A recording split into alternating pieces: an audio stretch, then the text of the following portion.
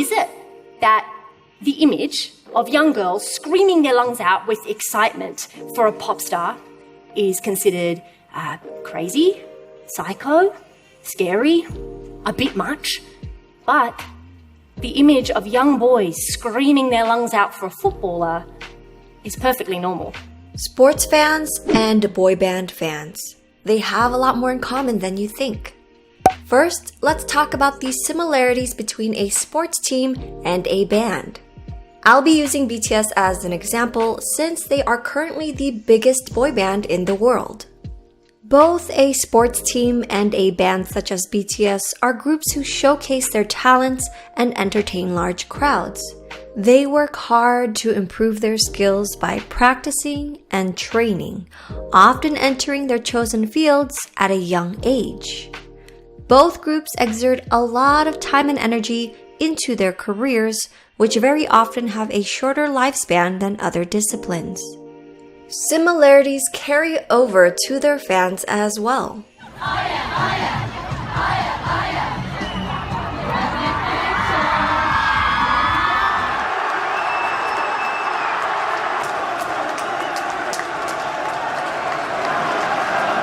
I have my mirror over here, and it's a giant mirror.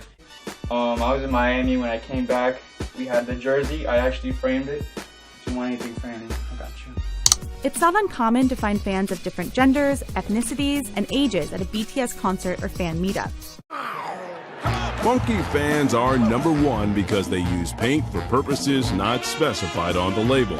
Before the concert, the Mendez family from Sacramento could hardly believe this was happening. We've been here since like 8 o'clock this morning. Diehards waited 29 years for a chance to win the World Series.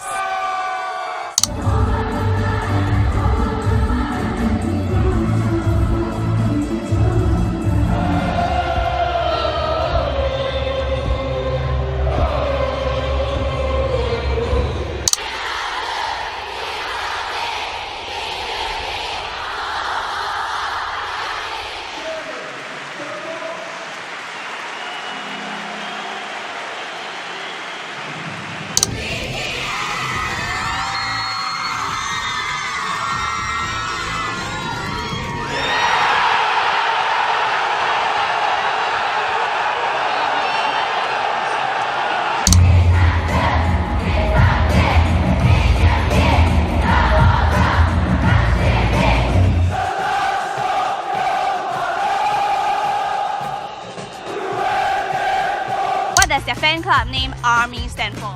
Adorable Representative MC for Youth. Yes, what game that Klay Thompson went off for 37 points in the third quarter? Against the Kings? Yeah, there you go. 힘이 올랐대, 실트. 왜지? 내가 뭐 했는데? 너 영어 했잖아. 아, 영어? Jungkook's English is so cute! If you're not playing so well, sometimes you look at your mentions and now you have a diehard fan, an opponent's fan, saying whatever they want. We tend to get caught up in what's being said from that person. Even with all these common factors, the differences are glaring. One is male-dominated, while the other is female-dominated. While sports fans are culturally accepted, fans of boy bands are often ridiculed and labeled as rabid. We know the BTS ARMY is a rabid fan base, and yet one carries a prevalence of violence,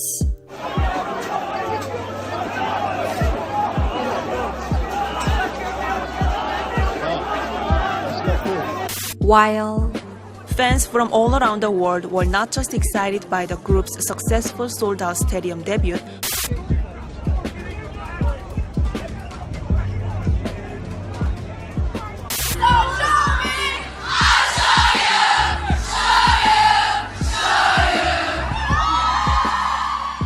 and both sides contribute to toxicity, most notably on social media. ESPN tweeted out a few photos of BTS band member Suga to celebrate his time at Dodger Stadium. Trolls began rolling in, replying to the tweet and picking on him.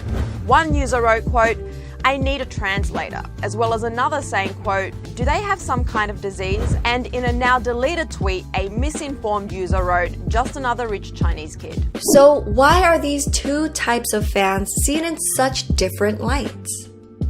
Gender might have a factor in this matter. Sports are most often associated with men and masculinity, where their hyped emotions are often glazed over as the norm.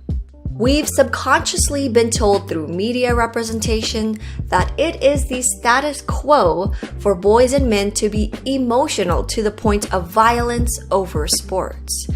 And yet, girls and women are senseless for fangirling over boy bands.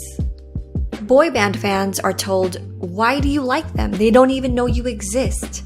And the two girls were holding a sign, like an A3 handmade, hand-drawn sign, that was just advertising the new BTS album. Yeah, and I've never ever wanted to bully someone like in real life. But someone needs to tell them that that's not okay. Someone does. Because they will, like in a decade, they'll look back on that day in Chadstone. Like, do you remember when we went to Chadstone to promote Korean pop stars who we've never met, or have no connection with? We've just done that in our brains. I don't know why anyone would make this their entire identity. These K-pop stans have changed their entire life to make it all about being a fan of that group. The group doesn't know they exist, and if the group ever encountered that person in the real world, they would immediately call security because they'd be afraid. Yet, people are allowed to idolize players and be loyal fans of teams. They know all the players' names, stats, and records, when none of the players know they exist. I am Nicole Santero. I'm a PhD student studying the BTS and ARMY fandom, and on Twitter I am Research BTS. I actually am a lifelong sports fan. I grew up playing sports. I played basketball, and I grew up in LA, so I'm a big Laker fan and idolize Kobe Bryant. And I was a competitive tennis player, training almost every day, traveling, playing tournaments. So I was an athlete up until college. But then there's also like this other side of me where I've been a lifelong music fan, right? I was a musician all my life as well. I grew up playing the violin. I played piano since I was 10. And then I was just so in love with music and immersed in pop culture. And what's always been interesting is the perception of these two sides of me, right? When it came to sports, it was so cool and I was tough and I was winning state championships and I was one of the guys. But then when it came to my music taste and my love of these different bands, it was definitely considered uncool and immature, and I was just some crazy obsessed fan. You know, we clearly see that these two fan communities are a lot alike, but society doesn't question the intense behavior of sports fans in which violence is prevalent, but when you love a boy band, you're looked down on even when exhibiting tamer behavior.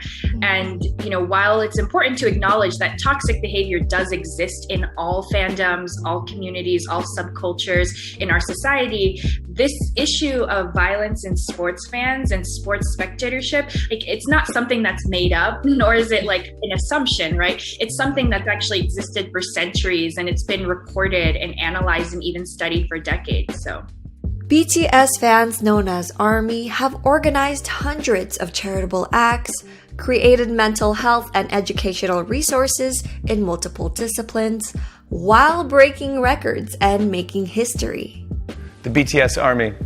They're some of the most loyal, positive, and fun fans that you could ever dream of. The ARMY are great. They're the most beautiful human beings. They're so awesome. Also, they're so poorly represented in culture. Like fans who are already coming out of the pocket to support artists came out of pocket more to support charity. And this isn't the first time they've done this. This BTS ARMY charity gives a bunch to philanthropic causes. But all these initiatives are overlooked, as the media favors a single-minded narrative.